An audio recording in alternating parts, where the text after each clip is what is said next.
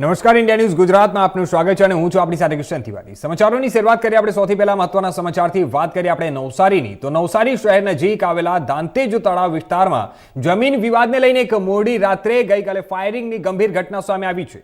આ ઘટનામાં જમીન માલિક એવા પ્રકાશ કથિરિયાને ગોળી વાગતા તેમને તાત્કાલિક સારવાર માટે શહેરની ખાનગી હોસ્પિટલમાં દાખલ કરવામાં આવ્યા છે। આ ઘટનાથી જણાવી દઈએ કે આ સમગ્ર વિસ્તારભરમાં ભય અને ચકચાર ફેલાઈ ગઈ છે।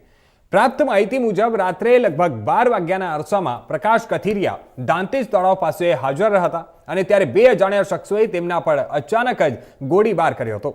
प्राथमिक तपासमां खोल्युं छे के जमीननी लेती देती अने नाणाकीय मुद्दाने लई अगाऊ थयेला झगड़ानो हुमलाथी संबंध होई शके छे। त्यारे आ हुमला दरमियान एक गोળી प्रकाश कथिरियाना जंगमां वागी हती अने जेना कारणे तेओ लोही लुहाण हालतमां जमीन पर पटकाया हता। आ घटनाની જાણ થતાં જ વિજલપોર પોલીસ તાત્કાલિક ઘટના સ્થળે પહોંચી હતી।